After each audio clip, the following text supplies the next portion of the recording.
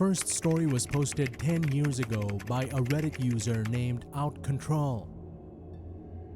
Every year, my town hosts a carnival. It's a big deal.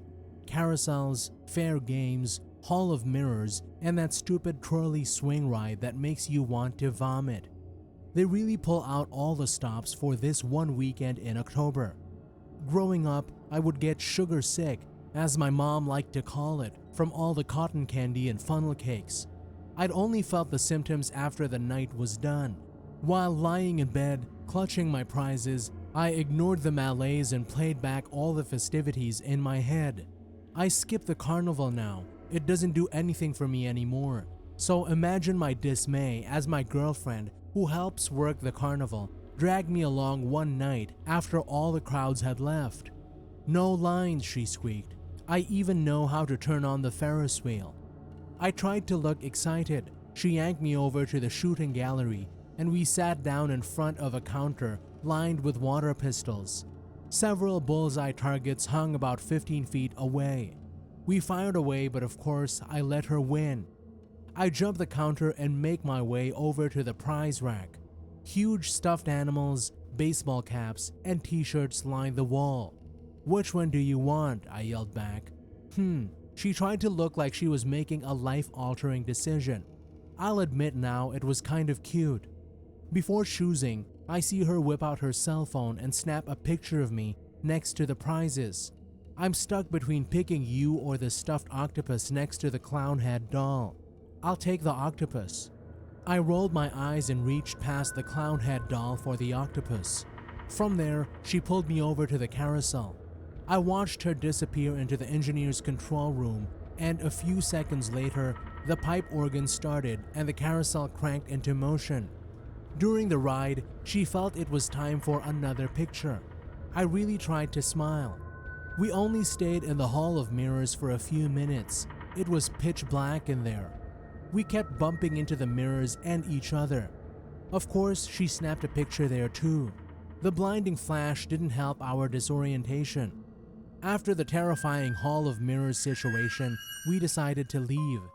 She told me she was going to go home and post pictures of the great night. The next morning, I got on Facebook and noticed the small album she uploaded. I started reading through the comments.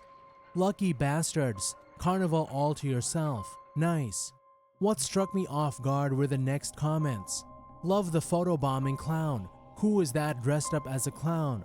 Wait, what?" I looked through the pictures again and sure enough, there it is. In the carousel picture, there was a tall clown in the background. The speed of the ride somewhat blurred his image, but I could see him just standing there, arms at his sides. In the Hall of Mirrors, the flash illuminated the face of a smiling clown in one mirror in the corner of the picture. There was something chillingly twisted about his expression.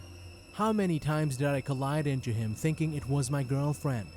And lastly, there was the picture of me standing next to the shooting gallery prize rack.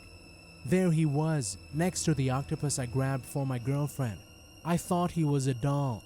The realization made me absolutely sick. I was a hair's length away from him. His warm breath probably grazed my skin. What sort of sick delight did he get from doing this? I called up my girlfriend, who was still asleep, and asked her if she knew the clowns that were hired for the carnival. Her reply made me shudder. They got rid of clowns 5 years ago when parents complained they were scaring the kids.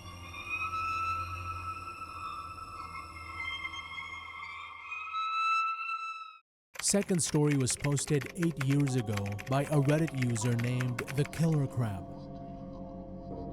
So this happened when I was younger, quite a while ago, but it's one of the creepiest things that's ever happened to me, and I thought y'all might like to hear it.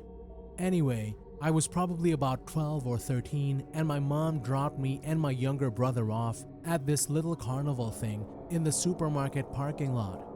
I don't know if they really do stuff like that anymore, but they used to set up smaller carnivals with maybe 10 rides and a couple food vendors.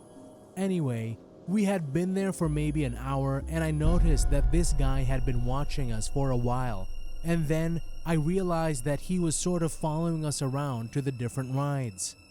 I figured he was one of the workers since he was wearing a carnival hat and his clothes were pretty much the same colors as the other people working there.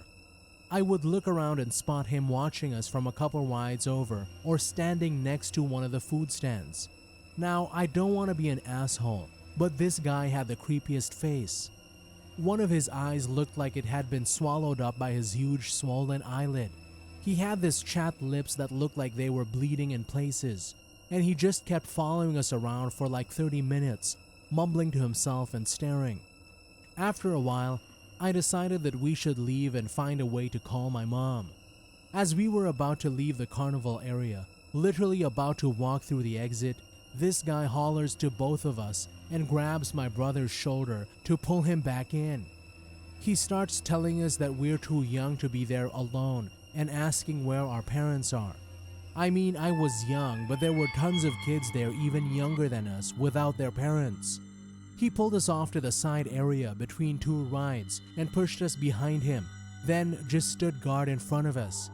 I kept asking to use a phone to call my mom, since I was still hoping it was actually about us being too young to be there by ourselves.